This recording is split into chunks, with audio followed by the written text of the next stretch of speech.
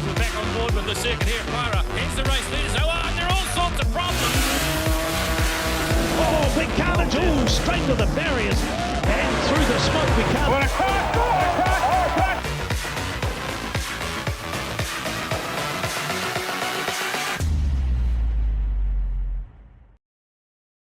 Hi, and welcome to this week's Retro Motorsport. This week we've got cars and hydros. But wait, there's more. Speedway as well. Let's open the show with the 2006 Tasman Revival highlights from the circuit at Manfield. This is Sanyong Speed Week in our post-haste Couriers Summer Series. Action now from the Whitakers meeting at Manfield. This meeting is now in its 20th year and attracts some of the country's most valuable racing cars. With over 300 entries, it's the country's biggest meeting.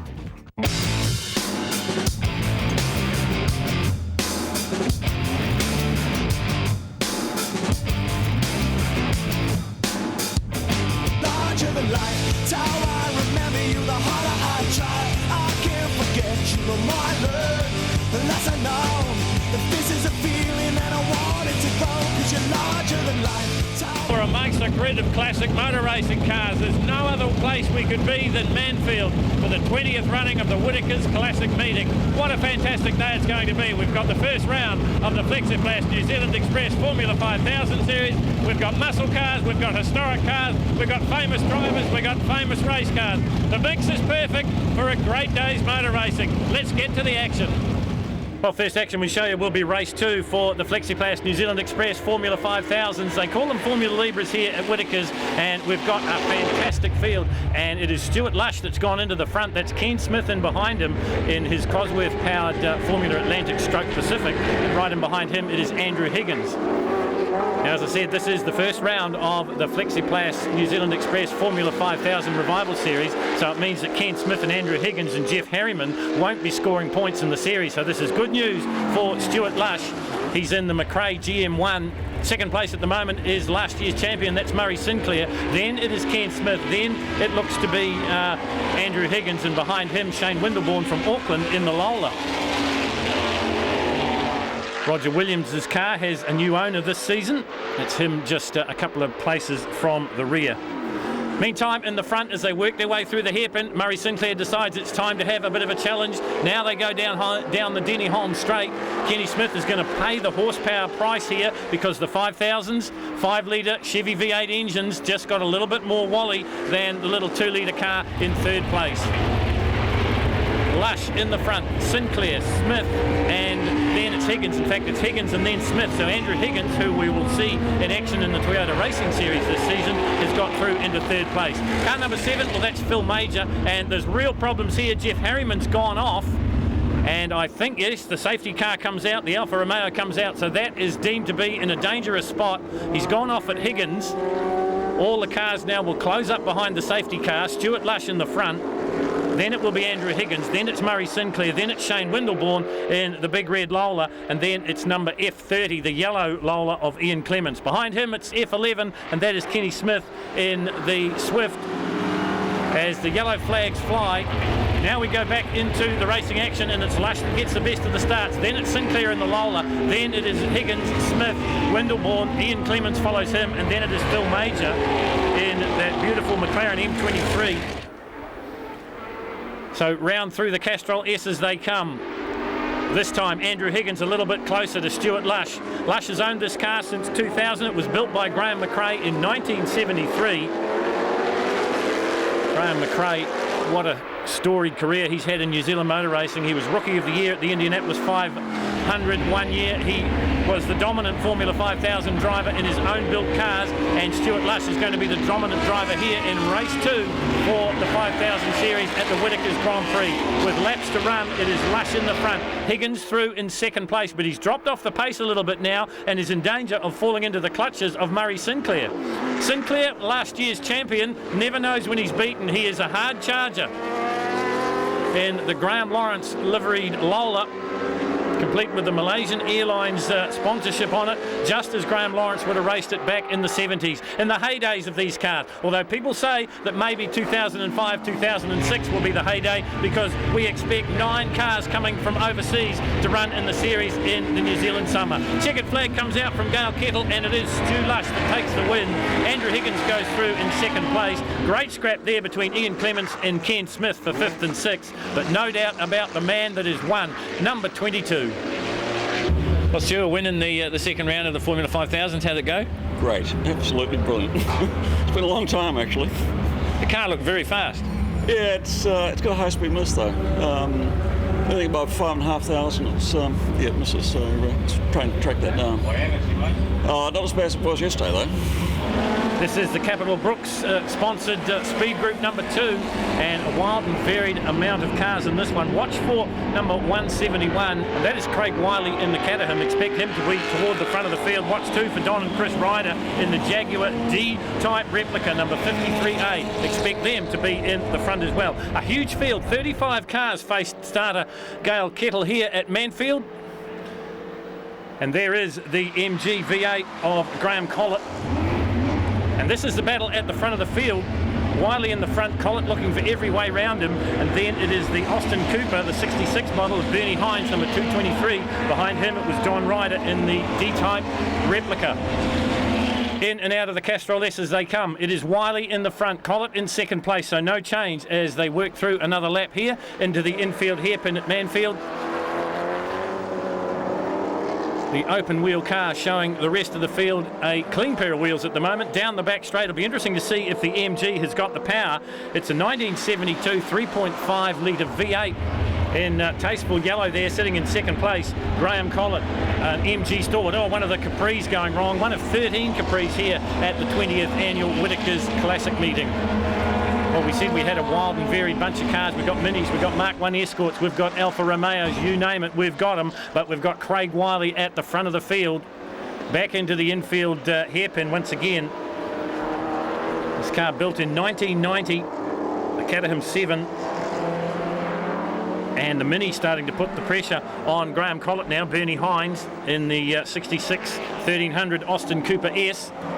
And a change in the lead as they stretch their legs on the long back straight here at Manfield into the Dunlop sweeper, and Wiley comes right back and takes the spot. So it's a little bit better handling than the MG by the look of it. Now that's put Collett back into second place.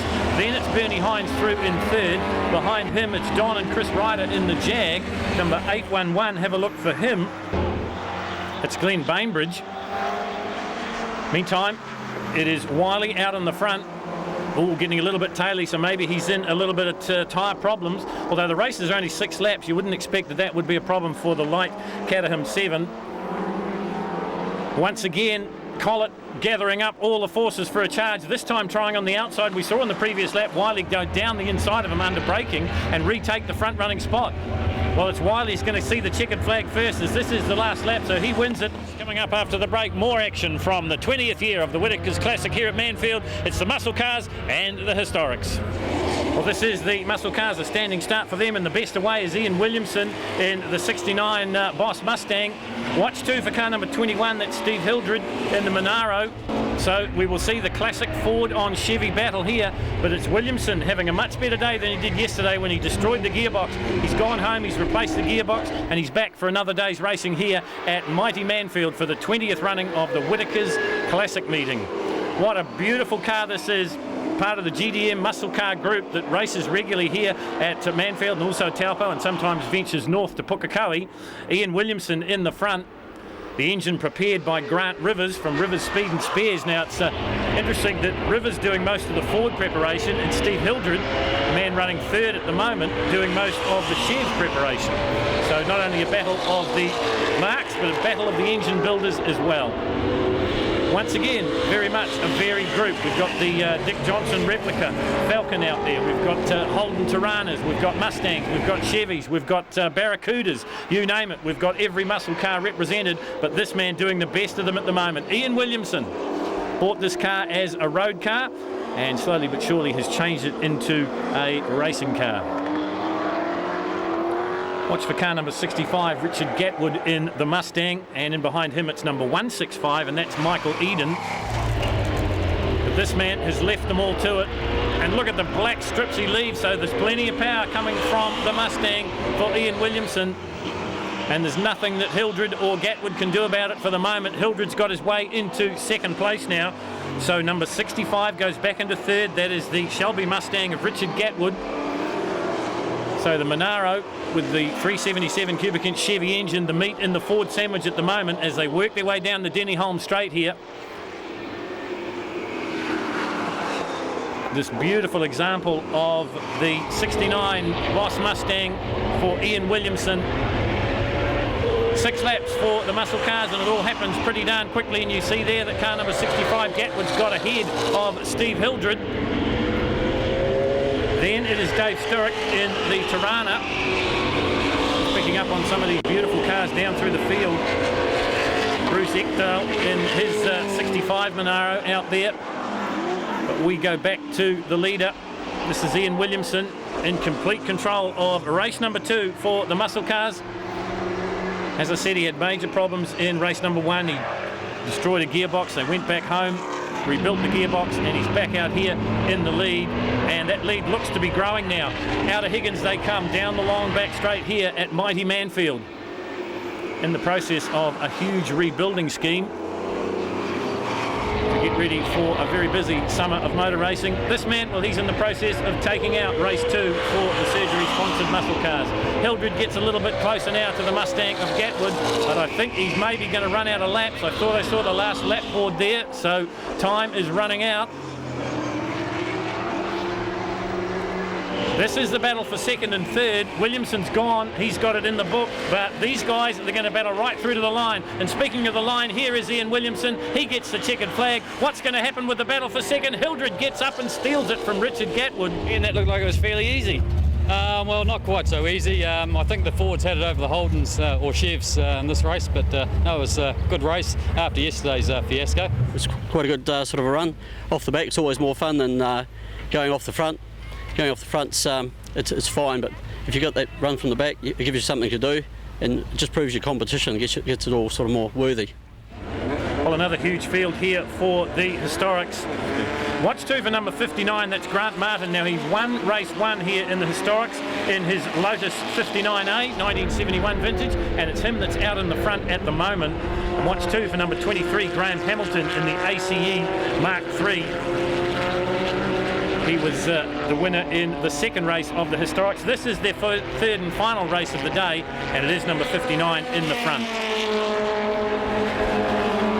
So a big gaggle of 60s and 70s Formula Fords making up the mid-pack here, but it is 59, Grant Martin out in front, working his way through the S's. This is the battle for some of the other placings. Number 85 going through there, Michael Hunter in the Hawk DL2A from 1970. And look out there for number 312, the amazing Alan Wolfe. Meantime, back in the front, it's still number 59 in command, and that is Grant Martin. This is a battle further down through the field. Number 6 is Roger Herrick in the Formula Junior. And then behind him it was Nigel Russell in the Emerson Elfin Mark I from 1960. There is the amazing Alan Wolfe once again. Probably one of the oldest competitors in any form of motor racing in New Zealand, number 312. Meantime, back at the front, well, he's had a lonely old race out there. Number 59 continues to lead it. Second place now would be number 27, Wayne Colville in the 81 Van Diemen.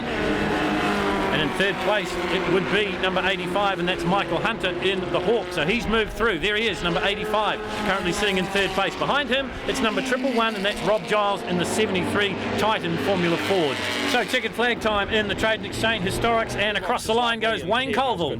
Well, here at Whittaker's, there's no doubt about who is the star of the show. It's the car behind me. It's the ex-Dennyholm McLaren. And the man that knows all about the McLaren and most of the 5000 series cars that we've got racing here today is Christchurch's John Crawford. John, how special is it to have a car like Dennyholm's McLaren here at Whittaker's? Well, I think that it's amazingly special, really. Just the fact that Phil's been able to get it out of the museum, you know, obviously with Greta's permission, and be able to rebuild it, and we've been fortunate enough to do that job for him.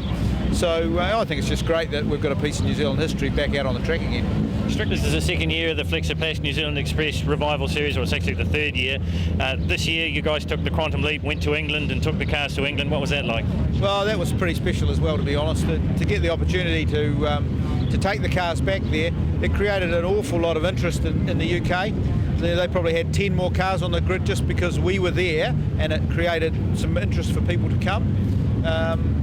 The reception we got there from both the crowd and the other drivers and things was just amazing. So we've had a great time, and I think you're going to see some big things this year with probably 10 of the Pommy guys coming out. So it'll be great. Well, we've saved the best for last. This is the Whittaker's MG Classic Formula Libre Grand Prix, brought to you by Whittaker's, and this is the restart because we've lost two of the top running cars in Murray Sinclair and Stuart Lush. Immediately into the front goes Andrew Higgins in one of the Ken Smith owned Swifts, and right in behind him it's the master himself, 64 years of age. Ken Smith slots up into second place. Behind him looks to be number 47, and that is Paul Christie in one of the Lolas, but we'll check on that for you. So once again we see sports cars out there, we see a Formula Holden car, and also we see Frank Carl's Formula 5000 replica. The man at the front getting valuable seat time for the upcoming Toyota Racing Series. This is Andrew Higgins. Did the last few rounds of the Toyota Series last year and looks set to do the full series this year. Behind him, his mentor, and that is Ken Smith, 3 times a New Zealand Grand Prix winner, once in a Formula 5000 car, once in the car he drives here, and once 2 years ago in a Formula Ford. Shane Windelborn, the man looking to make a move at the moment, the Aucklander, in the Lola T400, currently sitting in 3rd place.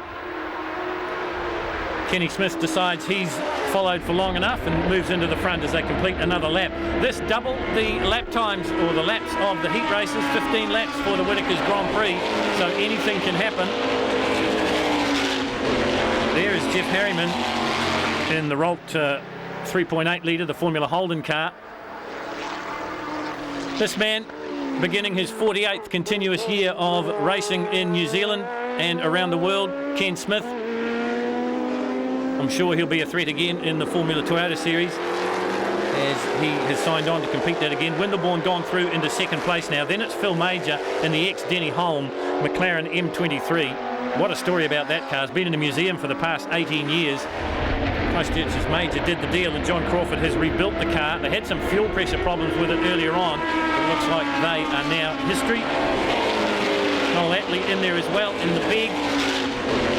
Beg's, of course, built by George Begg in the South Island. As it is Ken Smith that is running away with this into the infield hairpin once again.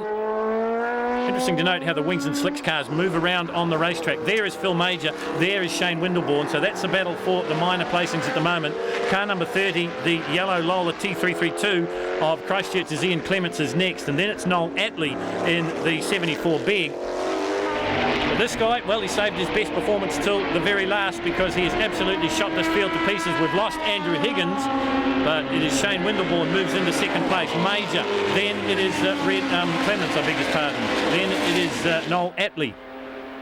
So Kenny Smith has run away and hid from the field here in the Formula Libre Grand Prix, the last act of what has been an amazing weekend. Hats off to Terry Collier and all his people for putting on another fantastic Whittaker's Classic meeting. There's no doubt about who was the star of the show. It was number 7, Phil Major, in the ex-Denny Holm McLaren M23. He will come through and take 2nd place in the Formula Libre Grand Prix, but there's certainly no doubt about the winner, and that is the inimitable Ken Smith from Manurewa. Here is Major through across the line in 2nd place. Behind him it will be Auckland's Shane Windelborn, but Ken Smith gets the win. Really have to be pretty happy with the weekend. Oh, over the moon, absolutely over the moon. I'm proud to have it out and everyone to see it and keep Denny's name alive, and no, it's good, and it hasn't been pranged and it's not wet and couldn't get better than this. Just quickly tell us the story. How did you come about the car? I saw it, I had a Formula 5000 and I saw it about 5 years ago up in Auckland, and I said to myself, you think, one day I'm going to buy that car. And then we got involved with George Begg with the Bruce McLaren book, and we're very lucky to go up to the book launch. And I saw Greta up there, Denny's widow, and I said to my mate Mark, I said, I've got nothing to lose. So we know, if you don't ask, you never know. So we chit-chatted and photos and stuff like that, and there's a good friend of Denny's down in Christchurch who I got to talk to and had a yarn to him, and everyone was happy, and then one day she said yes and I fell over on the floor.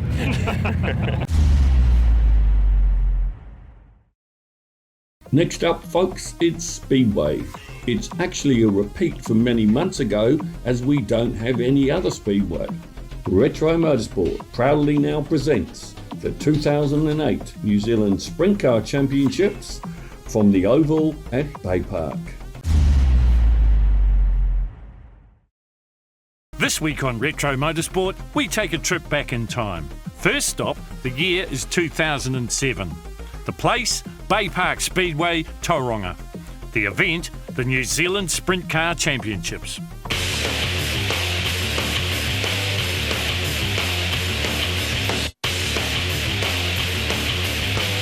The Blue Chip Stadium was the venue for the 37th running of the New Zealand Sprintcar Championship. Over the last 17 years, only 4 people have claimed the title. This is how the championship works. All cars will time trial over 2 flying laps. Qualifying is divided into 4 heats based on the top 4 in each heat, transferring to the first and second dashes. The finishing order of the dashes determine the starting places for the first 16 positions of the championship race. The remaining 6 cars in the 22-car field transfer through the C and B mains. 50 plus cars turned up on Friday night to qualify over a 2-lap sprint to determine the fastest laps. Kerry, well done. Time trials, your second fastest. Yeah, and I was more than happy with that. We were very, very late in the piece, being 44 out of 49 cars, but I think the track was better later on, and it just sort of started to break up a little bit. And I saw Steve Kinser a couple of years ago when he did the World of Outlaw thing here go pretty much all the way around the bottom. I thought, well, I'll go in low first off, and the car felt real good, so I just stayed there, and yeah, it paid off. Alan, the weekend started the best way possible. You've actually time trialled the fastest. Well, we might have won a bit of money, Roger, but it's probably not the best way to start in some respects, because it makes us grid 6 in the heat, and we have to get forward now to at least 4th or better. The lucky guys that are qualified in the 20s are off the front of the heat, so we've still got an uphill battle, mate, and this format is real testing for everybody, so we've got a bit of work to do yet. Quick look at the qualifiers now. Alan Wakeling, the only one in the 13.4 second bracket from Kerry Jones, Colin Etchrystal, Havard Daniels and Brent Harris from Palmerston North. Well, this is the first of the heats, and you're on board here with Rodney Wood, ex-stock car driver. Just up ahead of him it is James Dunn. Now remember, the top qualifier was Alan Wakeling. Now they invert the top 6 in the heat, so Waco will start from outside of row number 3 in the Coke and Hand Tools car. You see the Coke and sign on the big wing as we ride here with Rodney Wood. Get the green, and heat 1 is underway, and a good start from young Ben Fenimore in the new Maxim car. That's him out in the front there, car number 7. Alan Wakeling's got a bit of work to do, moves up into 4th place now. Remember, the top 4 will go through as a direct transfer into the New Zealand Sprint Car Championship. It is Fenimore in the front, Hans Bore through in 2nd place. Then it's Alan Wakeling by the look of it. 6 is James Dunn. So all the heavy hitters starting to come towards the front. None more than this man, 8 times New Zealand champion, Alan Wakeling. Will he make it 9 here today at the Blue Chip Stadium, Mount Wanganui, the New Zealand Sprint Car Championship? A huge prize purse on offer, and a huge entry turnout as well, and Alan Wakeling would like to be among the top runners when we get down to the final event. But at the moment it is Ben Fenimore. Cast your mind back a couple of seasons and Fenimore lit the stadium alight with a win in his rookie season in sprint cars, then just a teenager. The Trimax car out in the front, the new Maxim. It's lighter, it's faster than his old and heavy car that he won the title with 2 years ago. 51 Rodney Wood in the Fowler Homes Makatu Poultry car. This is an ex-Outlaws car from the United States of America. Rodney Wood, of course, very accomplished in a stock car, a super stock. Now getting to grips with the sprint cars as well. All these top cars running over 700 horsepower. 6 James Dunn in the Scania-sponsored machine. This is the battle for the minors at the moment. Ahead of them, Auckland's Hans Bore, out of the midgets a few seasons ago now, but it's Ben Fenimore. It's showing them all a clean pair of wheels at the moment. Remember, the top 4 will transfer through directly to the New Zealand Sprint Car Championship. Fenimore looks like he will book his spot in this heat number 1 of 4. So Ben Fenimore coming up onto some lap traffic here. Sliding up into 2nd place now is Alan Wakeling, the 8-time champion, so he might make a move here as Fenimore just gets crowded to the outside as he goes round the lapper. Now he goes back down onto the pole line. You can see already the track is very good down at the bottom, not so good at the top. 87 there, this is Daniel Eggleton, Ian's father, Mike. ex-midget car driver, ex-co-driver for the late great Possum Bourne years and years ago now. But Daniel making his foray into the sprint cars and the total span car, the Roger Davis owned car. But this man is going to take out heat number 1, the Trimax Mowing Systems Maxim of Ben Fenimore, a champion 2 years ago, the youngest ever in New Zealand history. He will win the first heat of the New Zealand Sprint Car Championship. Lots more action still to come, though, but Fenimore will claim first blood here at the Blue Chip Stadium. Second place will be Alan Wakeling. In third, it'll be Hans Bore. Fourth will go to Rodney Wood. And in fifth, it'll be Mount Wanganui's Bradley Tyrrell. Ben, well done. First heat winner. Yeah, no, it was awesome car. The boys did an absolute wicked job on the car. They were a bit iffy at the start to see if it was going to work, but it seemed to come out right and the car was going awesome. Well, this is heat number 2, and once again it's the top 4 that will transfer right through. 84 there is Kerry Jones, another 8-time champion. Sitting alongside him, Phil Game, out of semi-retirement to be back into this one, trying to complete 30 years of motorsport. In both modified sprint cars and stock cars, away they go. Number 12 jets out in the front. That's Peter Wilson. Right in behind him, Paul Donovan from Hawke's Bay. Kerry Jones is a big mover, though. He's gone from 6th on the grid to about 3rd place now as he tries to hunt down Paul Donovan. There he is, the 84. Jones, another 8-time champion. We saw Alan Wakeling in Heat 1. This is Heat 2. You'll see another 2 heats before we get into the dashes here at the Blue Chip Stadium. And this man will want to be amongst it. 84, Kerry Jones. The Salter Cartage Maxim, the best thing money can buy. And some say the best driver behind the wheel. Round the outside of Peter Wilson he goes and straight into the front, and he makes it look easy. There's the 8-time champion. Donovan goes back into 3rd place.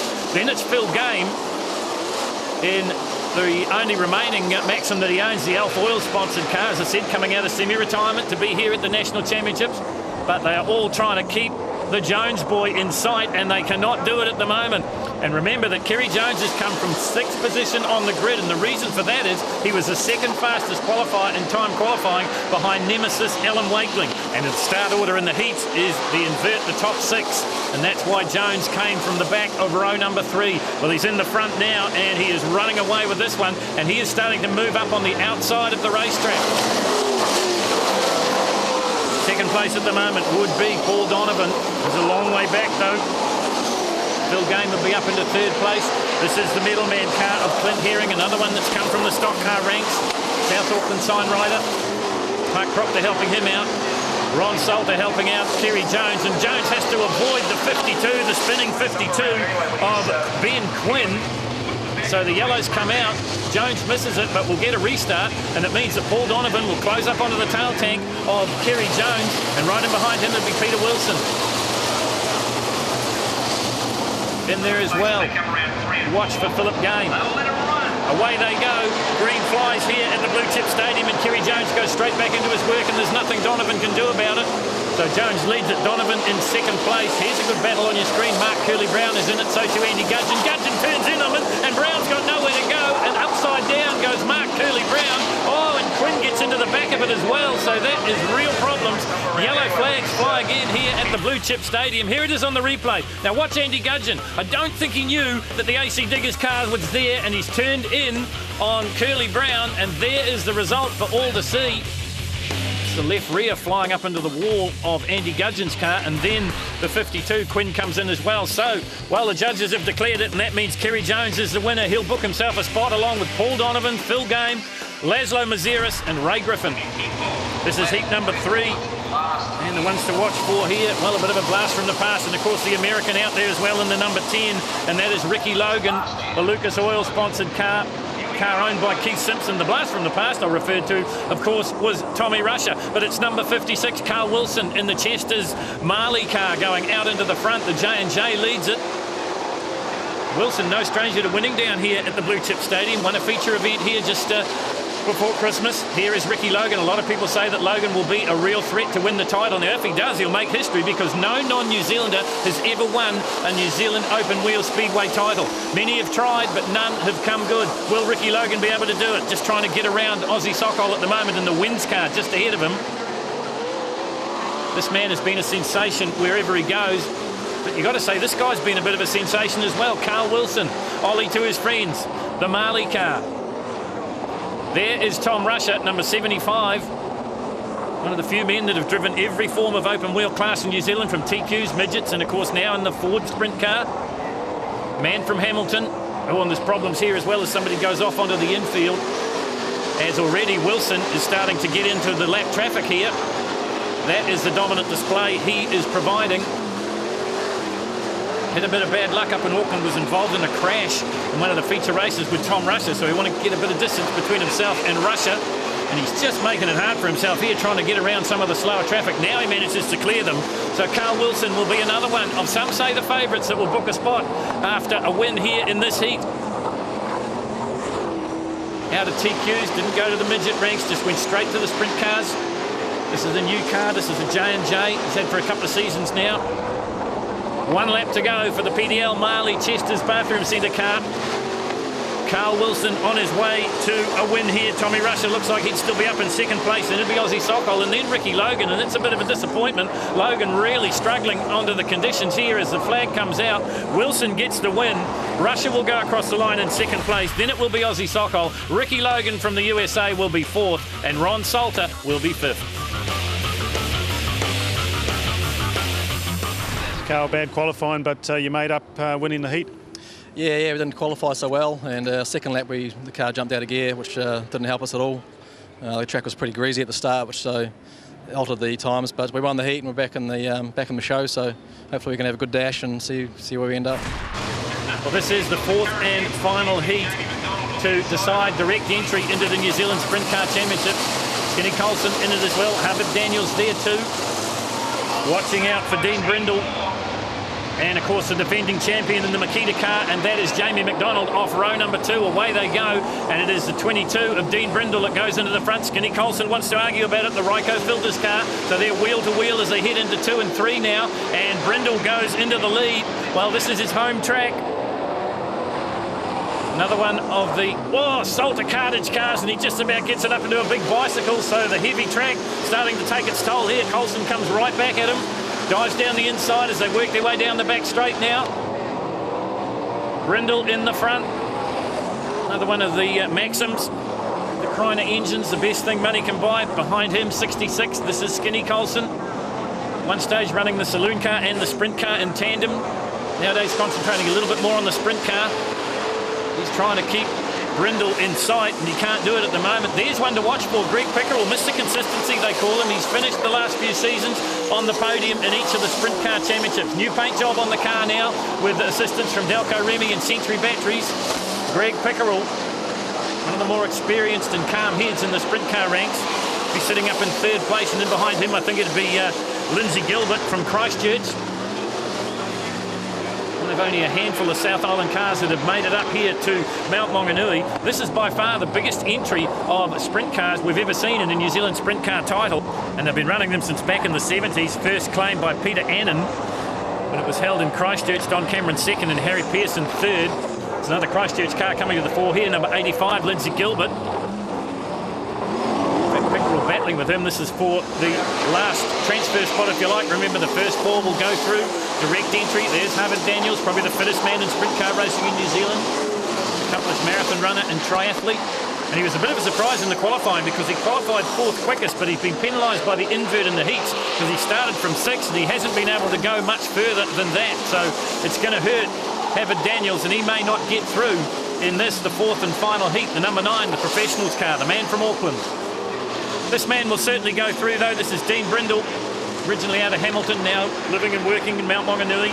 And he is a man that's benefited from the invert in the heat system because everyone was saying after the time qualifying runs that he was in real problem. Well, in heat number 4, he started off the front row and he has disappeared from the rest of this field. So Dean Brindle gets the checkered flag and wins heat number 4. Second place looks like it'll be Skinny Colson, and in third place Greg Pickerel. Fourth place will go to Christchurch's Linda Gilbert, and in fifth place it will be Hubbard Daniels, but he won't go through. Welcome back to the Blue Chip Stadium, Mount Wanganui, for day 2 of the New Zealand Sprint Car Championships for 2008. We've seen the heats and now we're into the mains. Jamie, current champion, but things really aren't going too good for you.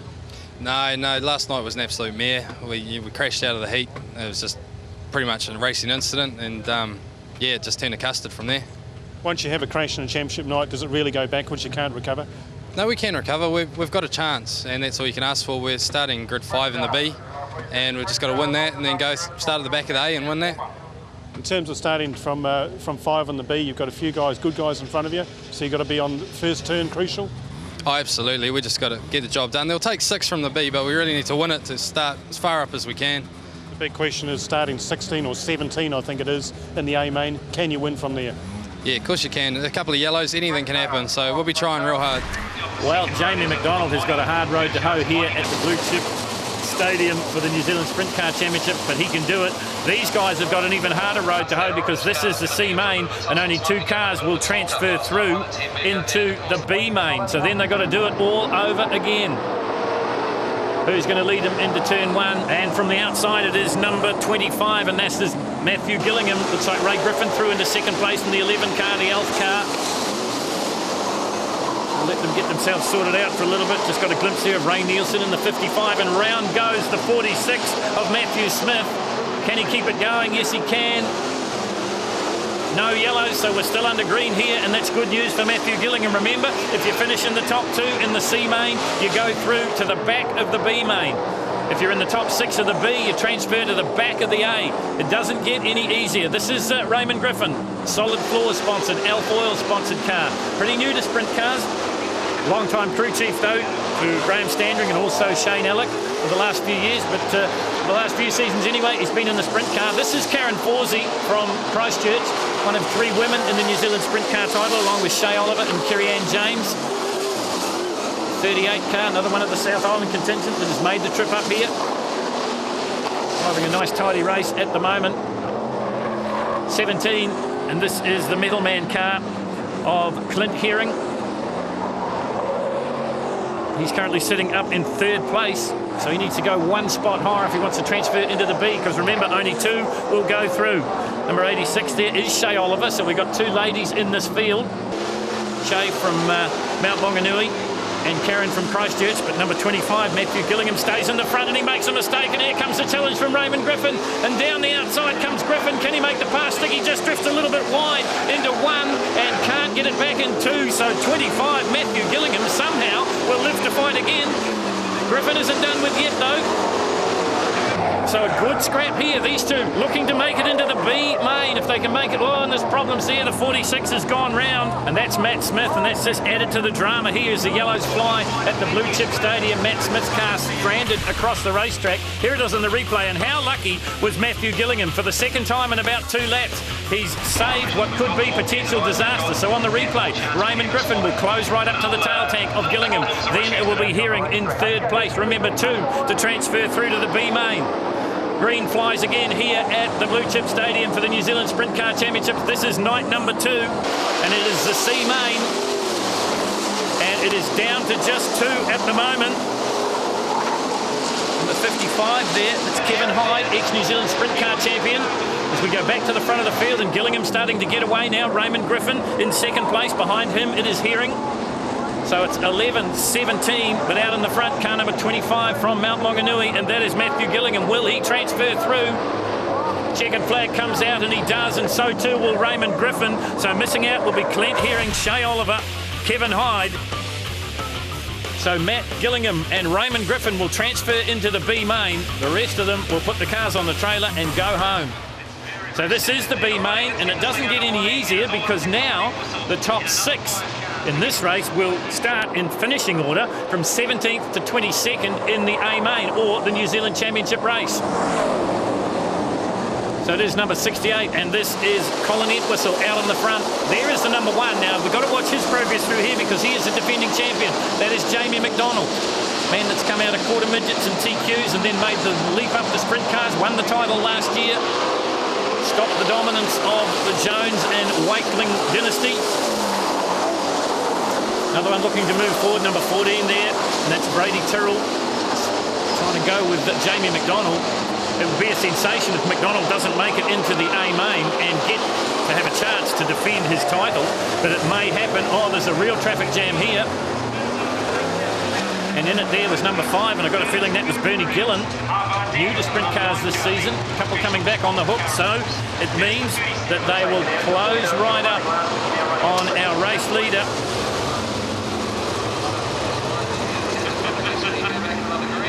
Waiting for the restart, Colin Seth Entwistle in the front.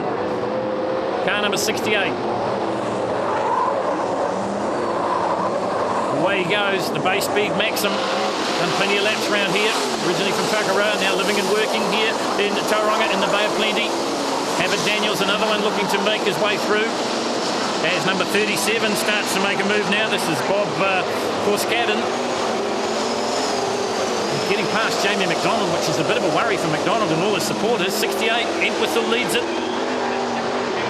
Looks like number 6 moving through into second place. There he is there. This is James Dunn. Abbott Daniels goes through into third place. Then it's Rob Corskadden, Jamie McDonald in 5th. Aaron McConkey in 6th. So that is where the bubble is, if you like. You've got to be in the 6th if you want to go through to the A. 88 there. Just getting in the way a little bit here. That is Andy Gudgeon. We saw him have it coming together with Mark Curly-Brown in an earlier heat race. What can he do here? Can he make it through into the top 6? Maybe he can't. Raymond Griffin may be another one that's going to miss out here, having a great battle with Andy Gudgeon, diving up the inside of him as they head down into 3. Race leader continues to be Colin Entwistle. James Darman second place. They're pretty near locked in. Abbott Daniels is 3rd. Trying to find a way around them. Car number 57, Aaron McConkey. He is on the bubble at the moment. He would be the 6th quickest on the racetrack now and be sitting in 6th place. If he stays where he is, he should make it into the A main. But remember, they will start from 17th back to 22nd. So it will be hard from there. McConkey doing a great job, but so is the man out in the front, and that is Colin Entwistle. James Darm trying to close him down. Entwistle down on the pole line. Darm following now as they work their way down the front straight once again here at the Blue Chip Stadium. The Bay Speed Maxim in the front. Colin Entwistle, another one that's come from modifieds to sprint car racing. But now one of the legends here at Mount Wanganui, and maybe James Dunn yet to write that legendary status, but still doing a good job. The young bloke in the BP-sponsored car sits in second place, now looks to the outside, up on the high line to try and put a little bit of pressure on Entwistle. Just not too much racetrack out there at the moment, though. Entwistle dive it down into the pole line as they head down the back straight. On the last lap this time, Entwistle's going to get there. Darm will be second. In third place, it will be Daniels. Corskadden will go through. So too will Jamie McDonald in 5th, just by the skin of his teeth. And the 6th and final qualifier into the A main will be Aaron McConkey. So Colin Entwistle will start off 17th in the A main. Still to come the A main, but first 2 dashes to determine the grid positions. Alan, looks like all the hard work. You pulled number 6 out, I believe, so the grids are inverted. Yes, I did, Roger, and I did check the tin, and it did have the 0, the 4 and the 6. I thought William might have had 3 6s in there just to get me, but it's a bit of a disappointment, but I mean, you've got to take it on the chin, and you've got to do your best. I've inverted Carl Wilson to the front row in my dash, and I inverted Kerry back to 6 in his dash, and Dean Brindle off the front. But sprint car racing's tough, Roger, and really you just got to get on with the job and take it on the chin, mate. So this is the first of 2 dashes, and on pole position it is the PDL Marley car of Carl Wilson. Outside of him it is Ben Finnimore in the 7. Second row back on the inside, Skinny Colson. Outside of him it is Rodney Wood. Third row back on the inside is Ricky Logan. Outside is the top qualifier, and that is Alan Wakeling. He will start from grid position 6 because remember, he drew the number 6 marble to invert the starting order. Now this first dash is to determine the inside starting positions of the first 8 rows.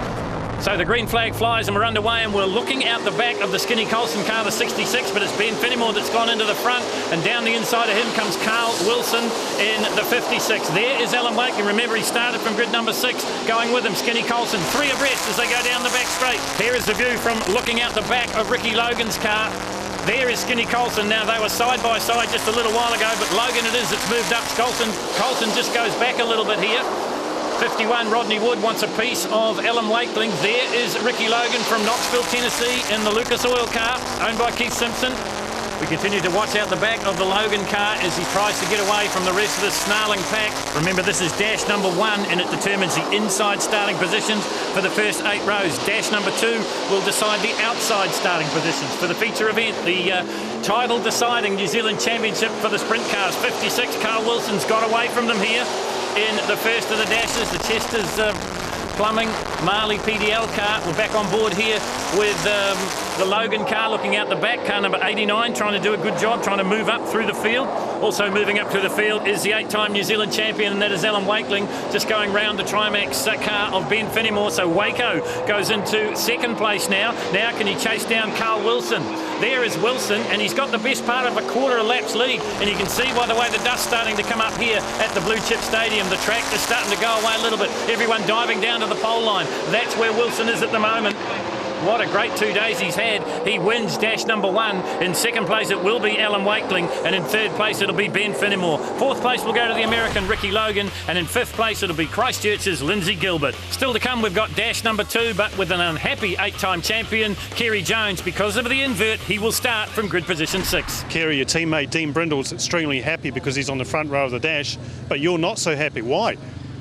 Just the way that the format goes. Alan pulled a marble, and all the hard work that we did last night just puts us on position 6, row 3 for the dash, and that's and you just go forward from there to put yourself back into a decent start position. And we all know how fast Dean Brindle can be, and it's one of those deals when you've got nobody in front of you, you're fast. So yeah, a little bit disappointed, but hey, you just got to go out there and go racing.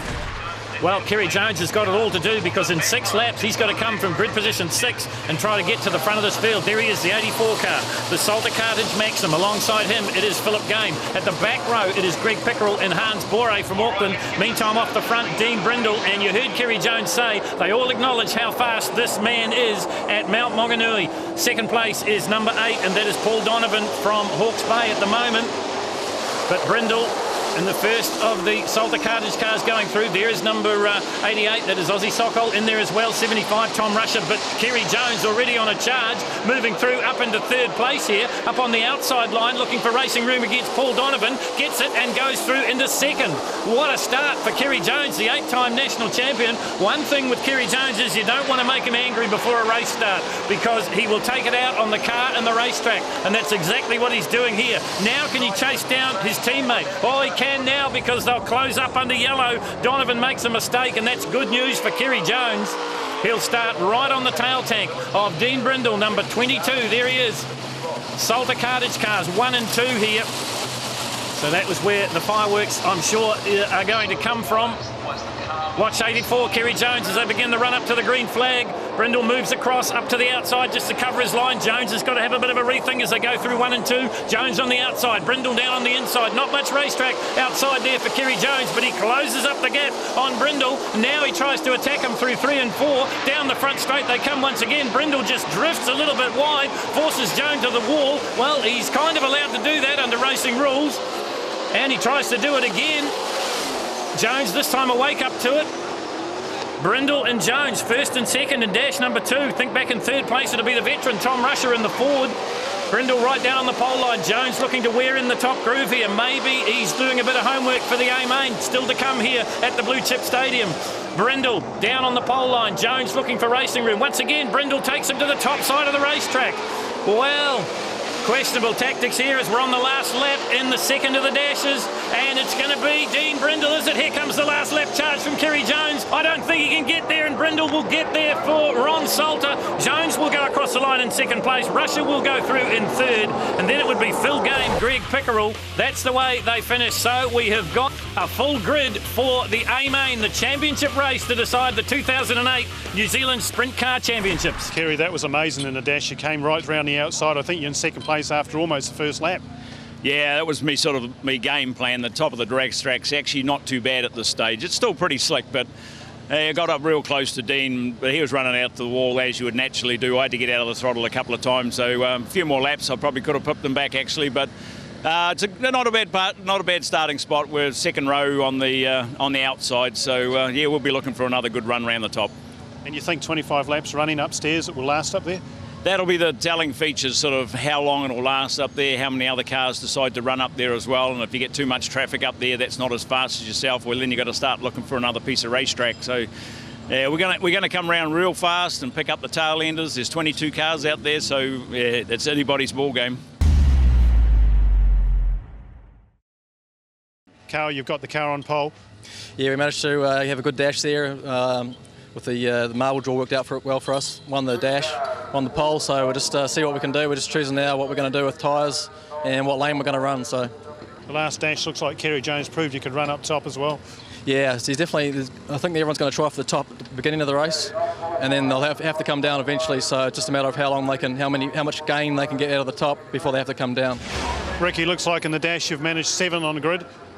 Yeah, it'd make for a little more difficult night, but we'll be fine. You know, we got bottled up there a couple of times in that dash and just couldn't get a good run going. 6 laps, didn't much time to do anything, but in fact, 25 is a little shorter than what we're used to at home. You know, normally our features are 30, 40 laps, but still with 25 laps, we get the car going good and we have plenty of time to get to the front. A couple of the Salter cars in the previous dash, they were running upstairs quite a way. Yeah, actually, that's by far probably the fastest way around the track right now, so I'm sure you'll see a lot of that in the feature. Of course, tracks at home very similar to this. Most of the ones I run on are a lot bigger. The conditions actually similar. This is the way we usually like them, nice and slick. So you set up a tight race car, very tight race car? Yeah, very tight, and then it's do your best. Lindsay, respectable stuff. You're 9th in the final, the only South Islander in the final. Yeah. It's just blowing me away at the moment. I came up here. The first time I heard about Baypark was when I saw the Outlaws on TV. This is the first time I've driven on the track. Everyone said it's bumpy, it's nasty. The track is very, very slick, and back home in Ruapuna you race on that sort of surface. Yeah, I was actually quite enjoying the dash. I was starting to get into it. It was sort of reminding me of a feature night back home, so it's not very bumpy at all, and I'm happy that it's gone that way anyway. You ready for the Stu? Well, there is the Mayor of Tauranga. This is Stuart Crosby to give those immortal words in motor racing. Gentlemen, start your engines. Well, the push trucks come out, and the first away is number 56, and this is Carl Wilson, and he will start on the front row along with Dean Brindle. Remember, those starting positions determined by the dash. This is the 4 abreast salute, and the big crowd here at the Blue Chip Stadium soaking up the atmosphere. And what atmosphere we've got. We've never seen so many entries in a New Zealand Sprint Car Championship ever before since the 1970s, and the class of the field is exemplary. You've got 8-time champion Kerry Jones, you've got 8-time champion Alan Wakeling, you've got the defending champion in there, Jamie McDonald, you've got the American visitor in Ricky Logan, some say the hired gun. You've got the young gun in there, in Ben Fenimore. They get set to go. Who's going to get the jump as the green flag flies? And it looks like it'll be Dean Brindle to lead them into 1. Down the inside comes Carl Wilson. Going with Brindle, though, up on the outside is Kerry Jones. And Alan Wakeling has been swamped here. So watch for the Koken car. There it is, back in 4th place now, but 22. Brindle in the front. The PDL car, Wilson goes back into 3rd. Jones now dives to the inside. Now we saw him run the outside groove in the dashes, and it seemed to work for him. And once again, he gets together with his teammate, and that is Dean Brindle. Wilson up into 3rd. Wakeling back into 4th place for the moment. Where is Ricky Logan? Well, problems already in the early going here at the New Zealand Sprint Car Championship as the cars all slow down. Looking for an outside favourite. Have a look at the 77, Phil Game. And that is the 35 of Hans Bore and 47 Aussie Sockhold. So the 2 Aucklanders get together. So the field will bunch up the 75 there, the green Ford of Tommy Rusher. There is number 10, the Lucas Oils Keith Simpson-owned car of Ricky Logan. Watch for Carl Wilson. Watch too for 84, Kerry Jones. 22, Brindle lets them go away, though. Wakeling just closes up the gap a little bit on Wilson, and Wilson dives down to the inside, tries to take the front running, and Kerry Jones has got it now, the 8-time champion in the front, and Brindle takes him straight back down the inside as they head into 3. It's the 2 Salter Cartage cars, 1 and 2 in the early going of the sprint cars, and Brindle's in a bit of bother, and he nearly takes out his teammate. He drifts right across the racetrack, the front wheels off the ground. I'm sure he wasn't in any control at all, but he stays in the front. Brindle leads it, and look at the front wing. Maybe that's the reason the car drifted out towards the wall. The ring strut is broken, and that's going to affect the handling of the 22 car, and Kerry Jones will know that. He will have seen it, and he will be lying in wait, I'm sure of it. Salter cars 1 and 2, the Maxims. 22 leads at Brindle, 84 Salter in 2nd place. Then it's car number 56, and that is Carl Wilson. Then 84, and that is Alan Wakeling trying to get around the number 10 car, and he can't do it at the moment, and that is the car of Ricky Logan. We've got the best seat in the house, and we ride with the Ryco Filters car of Skinny Colson from Palmerston North. And he's got a bit of work to do, and you can see for yourself the dust is starting to be a bit of a visibility problem here. That is Logan just up ahead of him, and up ahead of him it's Tom Rusher in the 75, the Ford. And the blue groove starting to raise a little bit higher on the racetrack, and that's good news for Kerry Jones because he likes to run it up against the wall. And look at the wing of Brindle's car. It's off on an obscure angle. It's got worse from the last time we saw it, and once again he just about tags his teammate as they work down the back straight once again. Jones looking for racing room on the outside. Brindle has to concede it. Kerry Jones goes into the front in the sprint cars, but there's plenty of laps left to go yet. Ron Salter will be loving this. I tell you who won't be loving it is Paul Donovan back in the traffic there. There's a lot of traffic and there's not a lot of visibility. 51, Rodney Wood from Rotorua. Just up ahead of him, it is Ben Fenimore. There he is in the Trimax Mowers car. Fenimore looking for outside. Now moves to the inside. Tags Wood. Here's a different perspective. This is the helmet cam from Ricky Logan, and he's back in about 6th place at the moment, just up ahead of him. I think it's Alan Wakeling now. Logan, you just get a look at the grill there. A rock screen it is for a lot of the outlaw racers. A dust screen it is here. Here's the defending champion. This is Jamie McDonald, and he's got a bit of work to do. Can he get from the back? Remember, he came through the B main, so he started around about 19th grid position. And I tell you what, if he can see where he's going, he's doing better than most because the dust's really starting to fly here at the Blue Chip Stadium. And plenty of laps to run in the sprint cars. And you see all the drivers now trying to use that high line. It's worked for Kerry Jones. Here's Harvard Daniels right in behind him. Oh, and round goes Kerry Jones. Oh, it was the race leader. And I think he tagged Harvard Daniels. We'll love to see that on the replay. But it's cost Jones the lead and Brindle back in the front now. Carl Wilson, the man on the move. He's up in 2nd. Jones goes back to 3rd. Wilson down the inside of Brindle. Can't make the pass work. Down the back straight they come now. Now this time he makes it work as he cuts off the turn, goes down onto the pole line, and Carl Wilson will lead them coming down the front straight, or will he? Yes, he will. Just gets the nose in front in the J&J. The Marley's PDL car of Carl Wilson. He's been a feature winner here before at the Blue Chip Stadium. That was before Christmas. Had a bit of bad luck in Auckland. Got involved with a crash with Tom Rusher. He needs some good luck here, and maybe he's got it. He timed well. He did well in the heats. He did well in the dash. He won his dash. He started off the front row, got swamped a little bit at the start, but he's come back and he's leading this race. Look at this Blue Groove racetrack up on the outside. Oh, more problems. Car going slow up on the outside as they go through turns 1 and 2. It's not this man, though. This is Carl Wilson. Up ahead of him, Harvard Daniels. He's about to be put a lap down. The Marley car of Carl Wilson. Started off in TQs, the whole family involved in Speedway for moons and moons and moons. His father, his brothers, they're all involved as part of the team. He's got a new race engineer, XV8 supercar engineer helping him out as we go back and have a look at the helmet cam view of Ricky Logan. There is another 8-time champion in the field. This is Alan Wakeling, and maybe he's just missed the setup a little bit here in the Coke and Hand Tools Fleetline car. This is a cool chassis built out of Australia. The new car for Alan this season. As I said before, all these cars running close to 800 horsepower, but it is very questionable whether they'll be able to use it on this racetrack at the moment. It stood up remarkably well. 2 days of racing for the sprint cars and the support program as the yellow lights come on again here at the Blue Chip Speedway. And this will concertina the field up once again, and it's bad news for Carl Wilson because it means that all the cars will close on him. So Carl Wilson leads this train around. 2nd place, number 77, Phil Game. Kerry Jones back in about 4th place, and they've been trundling around under yellow for quite some time now, and I expect that not only the engines would have cooled down, but the tyres as well. You may not think that's a big factor, but on the dirt, it certainly is. Away we go, racing again in the New Zealand Sprint Car title for 2008. Wilson gets a jump on the field. What's happened to Phil Game? Was sitting in 2nd place. Still there. There is number 84, right up on the outside line as he favours to use. Kerry Jones looking for racing room round Game, and I think he's got there. So Jones moves up into 2nd place. White flag out now, and Kerry Jones is trying to chase down Carl Wilson. Wilson leads it. Here comes Kerry Jones, just about rubbing the bead wall off the tyre on the concrete. He's so high up on the racetrack. 56 though, Wilson's going to carry the day.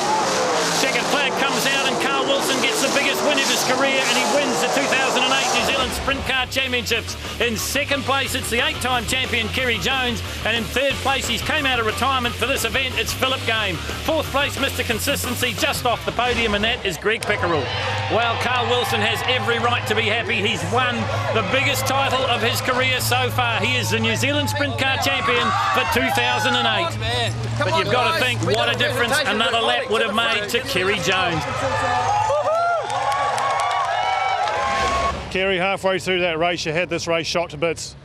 Yeah, the car was working really, really good, and as I said earlier on, once we come into that lap traffic, it was going to play a different ball game altogether. You never know how far in front you are. You can't lose your momentum. Come into turn one, and there's this partly spun car, and I don't even know how I managed to sort of straighten the car up and keep going, and I dropped back to fourth, and sort of took me a little bit to get me confidence back in the car. And then that last yellow, I said, well, there's no prizes for fourth, so I'll just have a go around the top. And the car was good. Ollie, fine competitor, and another guy that's won a New Zealand title. So pity I couldn't break that number 8 with Wakeling and make it number 9, but hey, that would have to rate as one of my best fun races ever. It might be bone dry, slick and dusty, but man, it's racy. You came here about 3 years ago, you're leading the feature, it broke down and you're back, and you come and conquered.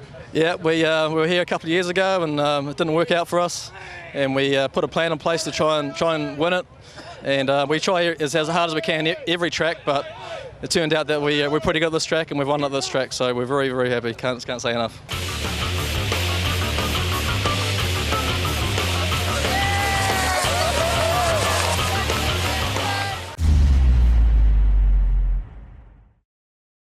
Last up, it's on the water we go. The year 2015. The place, the Wanganui River. The event is the mega horsepower GP hydroplanes and the outboard powered Formula 1 tunnel hulls.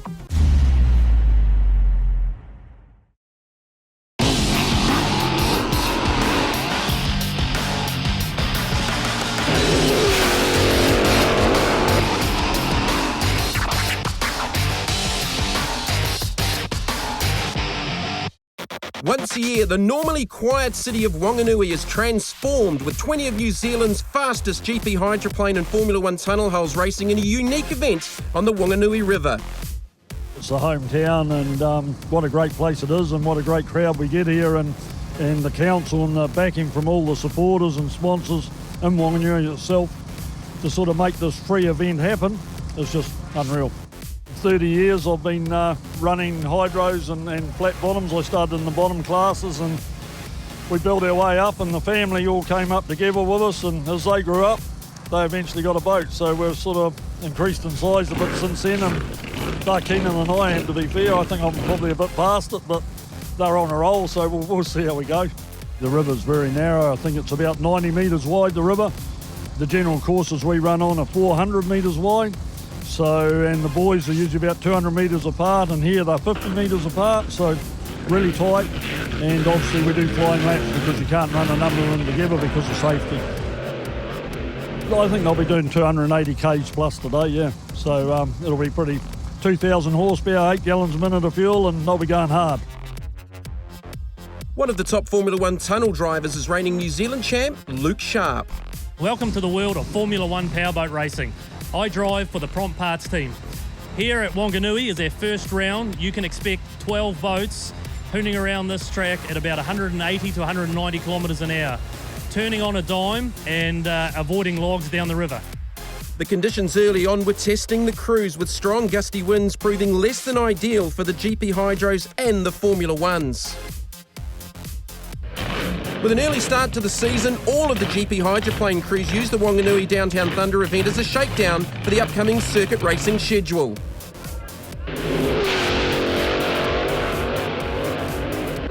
The conditions were not getting any better, as highlighted by Warwick Lupton in Annihilator race boats and Ken Lupton in his new boat, Lucas Oil.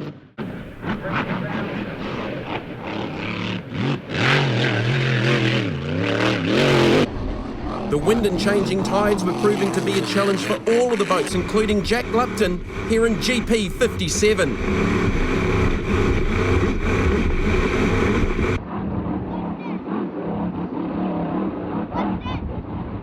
Yeah, good. It's not a lot of load coming out at the moment. No, you can't get an understanding there because it's just going boof and bang.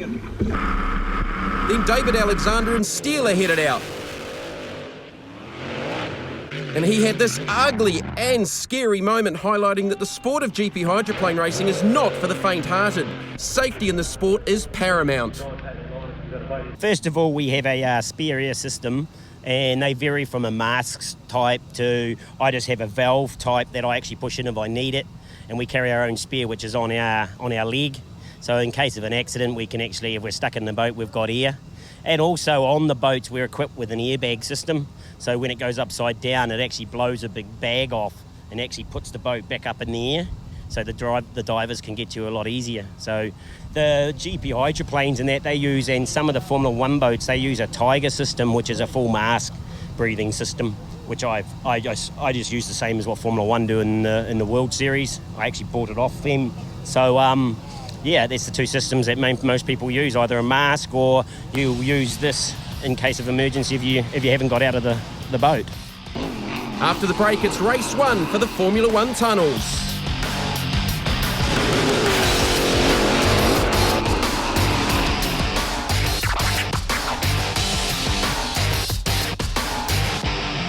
Sunday morning dawned with some better conditions on the river, meaning an early start for the Formula 1 teams for the first race of the New Zealand Championship Series. The grids were marble drawn as the conditions on day 1 didn't allow a qualifying session. Here's the highlights of race number 1 with 12 boats out on the water, the first round of the New Zealand Formula 1 Championship. Boats to look out for, obviously Malcolm Jamieson, former national champ, and the reigning national champion, Luke Sharp in prompt parts. But it's Julian Stillwell and Scott Construction with the whole shot on lap number 1. With an outside run, that was Sam Hughes down the inside, on board with Philip Stillwell back through the field. On board with Julian Stillwell, and he's in second now. Jeff Price and Lone Wolf Racing has the race lead and the inside line. Stillwell having to contend with the outside. Sam Hughes down the inside. Back on board with Stillwell. Further back, Philip Stillwell. That's Steve Priest to his outside in his brand new race boat, the former Anthony Robinson KRB, now known as TRT. Fantastic race out in front. Still Jeff Price down the inside. Stillwell got that outside line working. But Jeff Price has track position in the white number 12, Lone Wolf Racing. Stillwell pulls up alongside. Sensational opening heat for the first round of the New Zealand Championship here at Downtown Thunder on the Wanganui River. Stillwell with a big run down the back straight, but he can't get that favoured inside line. On board with Jeff Price, and Stillwell now gets the advantage. But a beautiful inside run there from Price. Gets the lead back, but this is a stunner. In front of a packed crowd on the banks of the Wanganui River. You can see how little of the boats are in the water, pretty much just the last quarter of the boat and the props with these Mercury Racing outboards. Stillwell in a little bit of rougher water to the outside. Price looking very, very comfortable down the inside. Absolutely flat out down the back straight. And again, look at the tighter turn there from Price. Stillwell cannot get the advantage. That's well and truly now in the hands of Jeff Price and Lone Wolf Racing. Biggest lead of the race he's had since the start. Stillwell just dropping back with Sam Hughes back in third. Here's the reigning national champion, Luke Price in prompt parts. Looking out over the rear deck. Unique shot. You can see both sides of the river. As we go back on board with Total, Philip Stillwell. Race leader still Jeff Price, Lone Wolf Racing, boat number 12. He's got a gap back to Stillwell. Some lap traffic for the race leader. Oh, and a problem there. The engine cover comes off Jeff Price's race boat. Just caught an awkward wave. Shouldn't cause too many issues. As Luke Sharp's trying to play catch-up, a quiet opening race for the defending national champion. And in fact, he's about to go down a lap to the leaders. Price has already gone by. Stillwell goes by. Stillwell now starting to come back with that engine cover off. Has it hurt the aero on the number 12 Lone Wolf Racing boat? Stillwell right back in the equation now, just a boat length in it. Price still on the outside, got an awkward run off the exit. As Stillwell winds up down the back straight. Very, very physical race boats to run. Big G-forces through the corners. And again, just the prop in the water a couple of times there for Stillwell. And he's going to try and get through to the lead. The white flag out for Stillwell and Price. Side by side with 1 to go. Not too much lap traffic up ahead. They should not get to it. On the run down to the checkered flag again, Price with an awkward run on the inside where he was so strong at the beginning of the race. But Julian Stillwell is coming back and making a race of it. 1 corner left to go. Stillwell winds up on the outside. Price on the inside. Approaching the northern end of the course. It's going to be close, and the run down to the checkered flag. Who has got the win? That is so close to call. Stillwell on the outside, Price on the inside. Who got the victory in race number 1 here on the Wanganui River?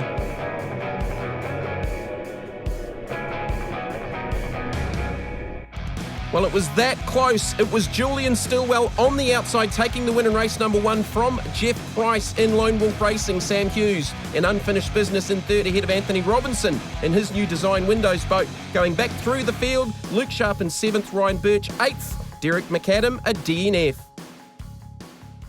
Yeah, no, very happy. It was quite a tough race for us. I had pretty much spent the whole race with no power steering. So, you know, I was having to wedge my arms up against the side of the cockpit trying to hang on, and yeah, I wasn't actually quite sure whether I got him on the finish line or not, because I never really saw the checkered flag. I was busy just trying to keep my speed up, and it was pretty good tough race, to be honest. Unfortunately, it's come off a few times and I'm a little bit used to it. We put some extra hatch pins on this time, thought it was going to hold, but that's an extremely tight corner and we caught a ruck and it gave it, they're reckoning 5 Gs, so 5 times its weight. Yeah, just didn't hold on. A little bit of mayhem. I don't know what's actually going on, but when we come in, we notice a bit of smoke in the cockpit, so we're just going through everything at the moment. We haven't come up with anything, but hopefully we'll make it for the next race. Coming up next, it's race 2 for the Formula 1 tunnels, and the mighty GP hydroplanes get on the river for the downtown flying lap.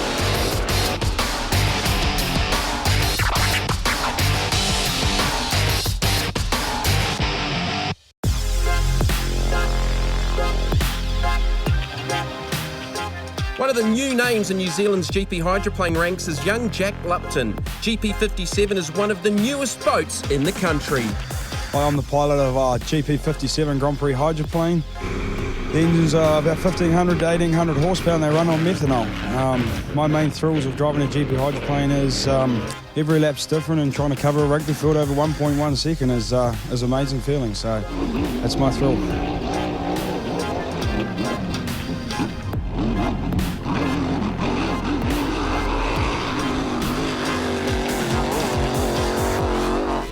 Next up, it is race 2 for the Formula 1 tunnels, the first round of the New Zealand Championships, with the grid lined up as a reverse grid from race number 1. And as you can see with these rollers coming in down the river, slightly trickier conditions than what we saw for race number 1, with another fantastic lineup with these amazingly quick Formula 1 tunnels. Look at them leap up out of the water.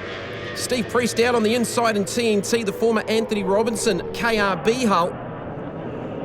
There's Ray Glass, Malcolm Jamison's new boat.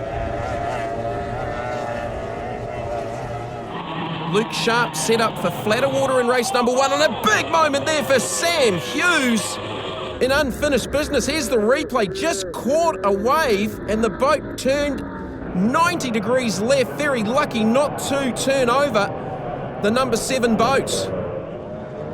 Malcolm Jamison, your race leader in Ray Glass, former national champ. Steve Priest to his inside in TNT. Luke Sharp back there in about 5th, on board with Julian Stillwell. Now, look at the data. 160 kilometres. Water's a little bit smoother down at the bridge end, the northern end of the course. Sam Hughes has stopped out there. That may have been a legacy from that huge moment he had off the race start. As Malcolm Jamison continues to lead. There's Anthony Robinson going through in 4th in design windows. Brand new Barber hull, 2.5 litre Mercury power. And likewise a brand new boat for Malcolm Jamison, a DAC. The highly modified 2.5 litre EFI Mercury outboard. Back on board with Stillwell, we saw the top speed previously 164 kilometres an hour for the race one winner, but he's a little bit further back through the field. You can see the lateral G's and the acceleration and deceleration. Steve Price just has an awkward rounding there at the southern end of the course, but it's Jamieson in control. New sponsor this season with Rayglass, brand new race boat imported out of Europe. Former national champion, a very good boat builder in his own right. In fact, built the Annihilator race boats, GP hydroplane driven by Warwick Lupton. Quite a distinctive hull profile. Quite a different aero package down off the back of the cockpit, heading down towards the outboard. This wonderful front-on shot. You can see how little of the boat is in the water. They are literally flying.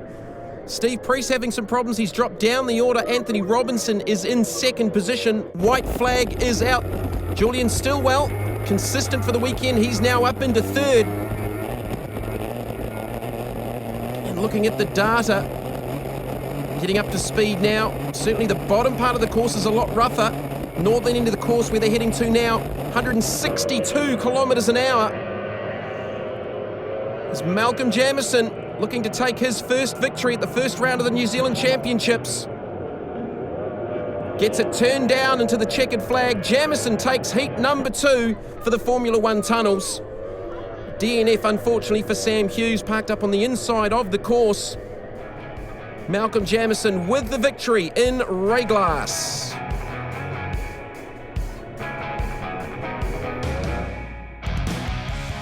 Jamieson with the victory ahead of Anthony Robertson in Design Windows. Julian Stillwell go with his win in Heat 1, third for race number 2 in Scott Construction, with Derek McAdam, Luke Sharp and Jeff Price completing the top 6. Steve Priest in 7th, Nick Coles in 8th, with DNS for Sam Hughes, Ryan Birch and Philip Stillwell.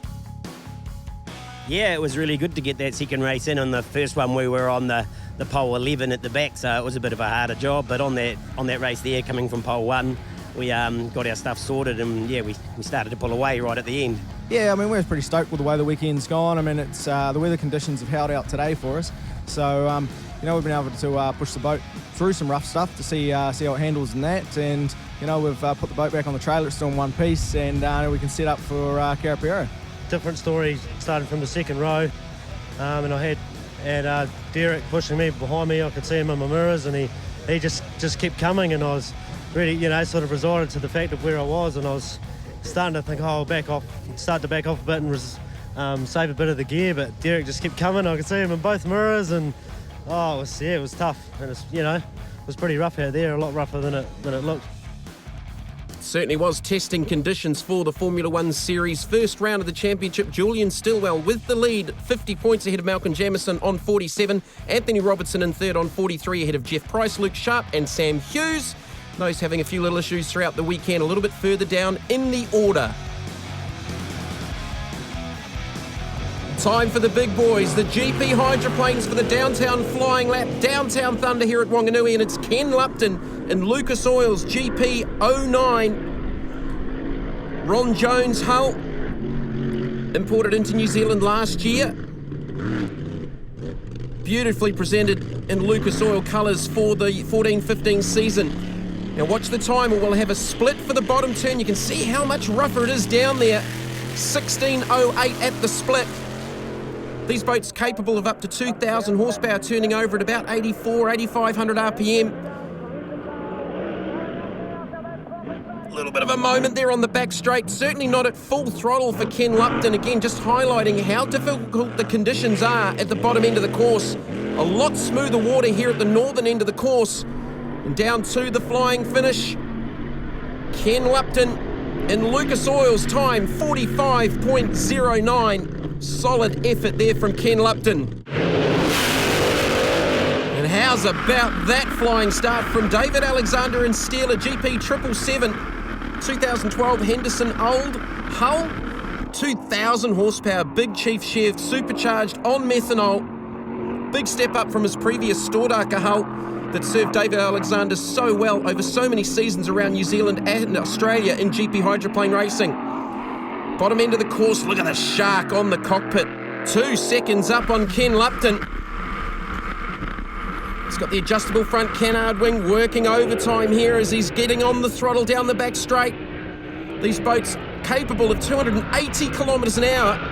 Not quite at that in these rougher conditions on the Wanganui River. Quite a wide turn into the final corner, second split. He's just up, only 0.45 of a second up on Ken Lupton and Lucas Oils. Down to the flying finish. Now getting some RPN on board, and 47.09, lost a little bit of time out of that final turn, 2 seconds slower than Ken Lupton. Next up, it's young Jack Lupton in GP57. Another spectacular GP hydroplane. On board, 2010 Henderson Old Hull. Between 1,500 to 1,800 horsepower, 510 cubic inches. Again, supercharged big block Chev, running on methanol. Huge supercharger, 1471 supercharger, and he's up on David Alexander's split. Jack Lupton is flying. You can see the rough ride he's getting in the cockpit of GP57, and he's not afraid to hustle this boat just like his dad Warwick. No fear from the youngster, and this should be a good lap. Look how tight the turn is at the northern end of the course, and the run down to the checkered flag. He's 0.7 up on Alexander, who lost a little bit of time to Ken Lupton on the run down to the checkered flag. 43.19, 1.45 seconds quicker. Jack Lupton, the fastest, with 2 more boats to come. Annihilator race boats, Warwick Lupton. I don't think there's a championship in the world that Warwick has not won over 30 years. Mass Sport Cup, EC Griffiths Cup, the World Championships. This unique Annihilator race boats with the outrigger configuration. And you can see that from front on. Oh, a moment there for Lupton down the bottom of the course, and he's down on the split from Jack's split at the first turn, 2.95 seconds down. And he's got some RPM going here. Annihilator race boats literally flying down the back straight. A little bit wider through the turn than Jack on the previous run, but he made some gains on the back part of the track. Down to the checkered flag. What's the time for Warwick Lupton? 43.48.3 down. He nearly got it done in the second half of the lap, but it's still Jack Lupton quickest. Next up, it's Raymond Hart in the Boss GP05. Coming back from a big crash a couple of seasons ago. Boat owned by Peter Knight Sr. Spectacular looking boat. And this boat was the benchmark going back 10 or so years when it was known as Boss Mobile 1 in the sinister black paint job. Big moment there up on its side through the first turn, and he's up at the split, 0.6 of a second up on Jack Lupton's split. Raymond Hart on a lap here at Wanganui. Big RPM. Very, very quick in a straight line. And an aggressive last turn, and he's 0.7 up at the final corner up on Jack Lupton. Can Raymond Hart carry it on down to the line to take the victory here at Wanganui? For Downtown Thunder, he flies across the finish, 42 seconds flat, 1.24 seconds up on Jack Lupton. And then cleans up one of the turn boys on the warm down lap. What a way to finish for Raymond Hart, but he takes out the victory. 42 seconds for the flying lap in the Boss GP05. Jack Lupton second, Warwick Lupton third in Annihilator race boats, Ken Lupton fourth with David Alexander fifth in the Steeler. That's it for this week. See you next week for more Retro Motorsport. You'd have to say as we're back on board with the circuit here at Waira. Here's the race leaders. Oh, there are all sorts of problems. Oh, big carnage. Oh, straight to the barriers and through the smoke we come.